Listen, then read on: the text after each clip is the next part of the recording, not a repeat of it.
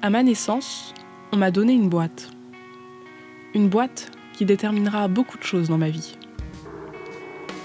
Ma façon de m'habiller, de me comporter, d'interagir avec les gens. Mais il m'est souvent arrivé de vouloir sortir de cette boîte. Par moments, elle ne me correspondait pas. Mais dès que j'en sortais un peu, on me regardait étrangement. Parfois même, on me jugeait.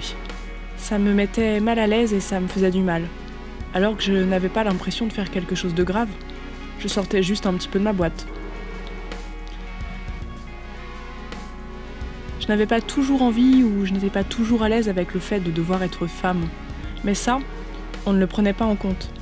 Le malaise ne devait pas être. Je suis parfois femme, parfois homme, parfois sûre de moi et parfois mal dans ma peau, hésitante.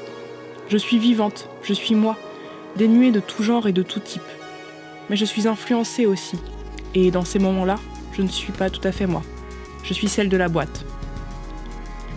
Il n'y a pas de plus beau moment que quand je sors de ma boîte et que j'essaye de vivre comme je le désire. En marge de toute norme ou diktat. Libre, sauvage. Moi tout simplement.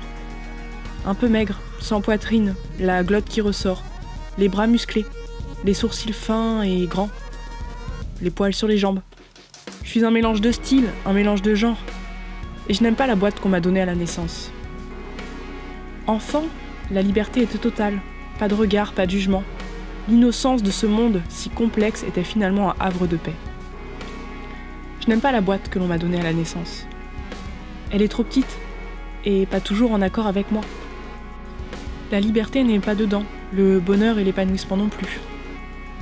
Tiens-toi droite, sois sage, oh ne t'agite pas trop, mange correctement. Toutes ces règles si complexes que l'on nous impose quand on est enfant, je ne les comprenais pas vraiment. Alors que l'on a juste à sortir de nos boîtes et à vivre.